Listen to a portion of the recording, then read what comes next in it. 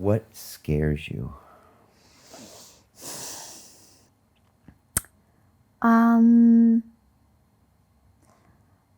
That even though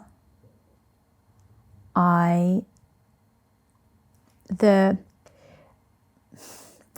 forgetting, how easy it is to forget, and how easy it is to go back into separation and ego, and that even though I'm immersed in this stuff all day, every day, I still forget all the time. And that scares me, that in our human nature, it's hard for us to be in our hearts and to be vulnerable, and that we just go, right. That scares me. And in a way, that's interesting, because in a way I always think of it as it's like the simplification of in any given situation in life, we can respond from love or fear. And with things that have happened. And it's for me, it feels like fear is in here and love is in the heart. And what frightens me is that I so often go to fear. So I know that the antidote of that is just remembering to trust and coming back to that but yeah. It's hard. It's hard. It's hard.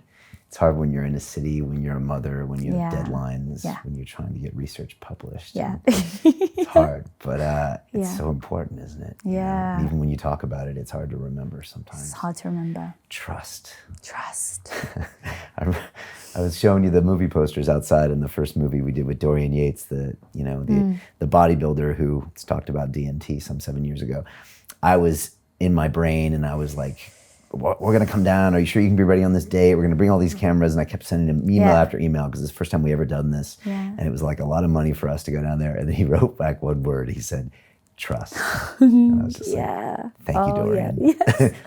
Oh, yes. That's why I need you. Which was all about, exactly. That was really about love. Yeah. That's what it was about. So I sometimes feel like I need to have some kind of hat with a metal thing and a big sign there saying remember trust and love, and just complete remember to keep looking at it, because I just forget all the time.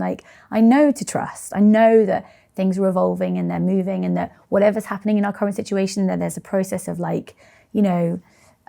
transcending. Ken Wilber talks about transcend and include these waves of development, and that things are expanding. I know all that, and that it can feel tough, but there's a bigger trajectory at play. But I can get lost in, I can have an argument about politics and completely lose that overview.